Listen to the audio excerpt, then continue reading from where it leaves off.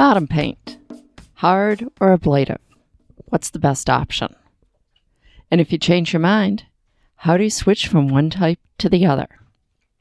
Hi, I'm Carolyn Sherlock, and today on the Boat Galley podcast, I tell you how we made the switch on Barefoot Gal from ablative to hard paint, and why. Slow down. This episode of the Boat Galley podcast is sponsored by Rainman Watermakers and SeaTask. Rainman Watermakers are capable of producing up to 37 gallons of fresh, clean drinking water per hour from seawater. Portable and installed models are available, all with off-the-shelf parts. Configurations are available in AC, 12-volt DC, and even a gasoline system, with new 2019 models being smaller, lighter, and quieter than ever. SeaTask is the premier U.S. facility for Rainman Watermakers. Visit them at www.seataskgroup.com to learn more. One of the big things we wanted to do on our recent haul-out was to switch from ablative to hard paint. We had always used hard paint on our previous boat, K-Tal, but had decided to use ablative on Barefoot Gal for a couple of reasons. First, when we bought Barefoot Gal, we thought we were only going to cruise 6 months a year. Ablative paint is still good when a boat is relaunched after being stored for several months. Hard paint isn't.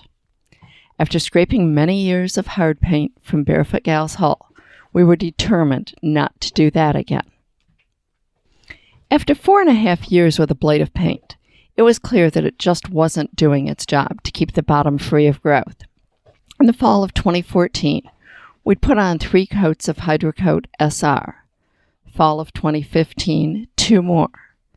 Spring of 2017, 1 of Micron 66. Throughout that time, we'd have the bottom cleaned every 3 to 4 weeks. And it could be argued that just before each of the repaintings, 2 weeks really would have been better.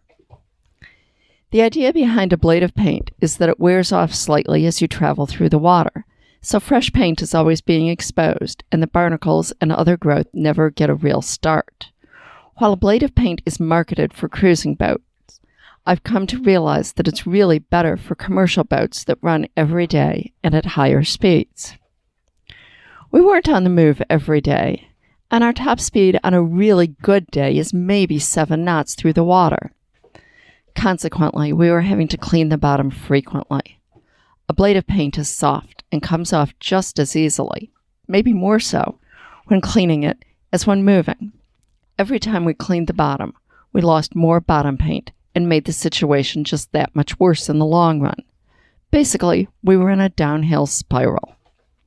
We were pretty certain that we wanted to switch to hard paint, but asked our bottom cleaners, Derek and Chris of Obsessive-Compulsive Divers here in Boot Key Harbor, what they were seeing among boats they clean. Derek was blunt. Hard paint is definitely better. Ablative just doesn't hold up. By far the best we're seeing is Trinidad. Changing wouldn't be cheap, but we decided to do it.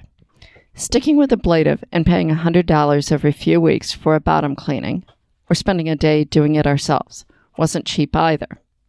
Based on Derek's advice, and the experience of my podcast co-host Nika Waters and Bian Gifford of Sailing Totem, we decided to go with Trinidad SR.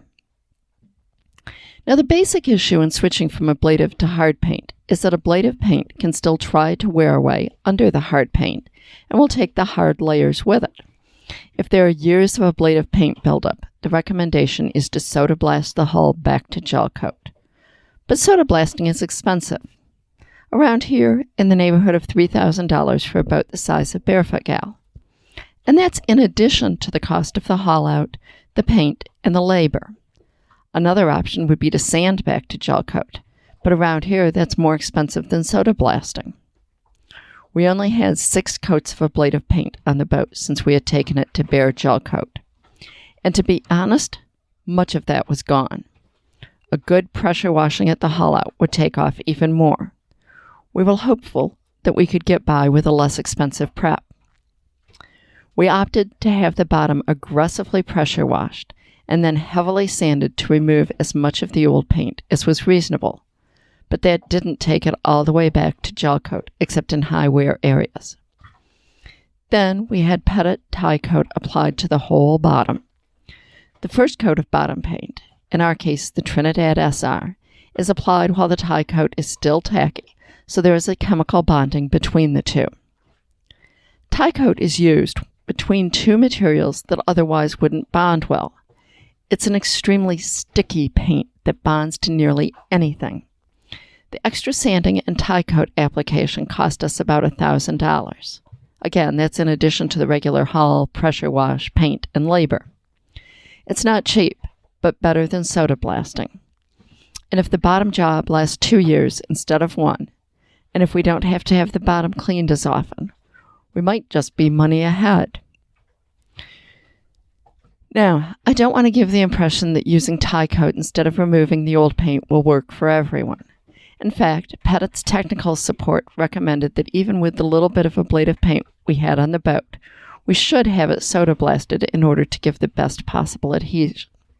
They definitely said if we had more than 8 coats of paint, or if it was peeling or cracking off at all, it needed to be gotten rid of. But for our application, they said that yes, the tie coat could work. We knew we were taking a risk with doing it the way we did. We might have made a mistake and wasted $1,000 instead of saving $2,000. But that's how things work in the real world. We do the best we can with imperfect information. We made a decision, and we'll see how it plays out over the next couple of years. Thank you for listening to this edition of the Boat Galley Podcast. Subscribe now and never miss another great tip for living on boats.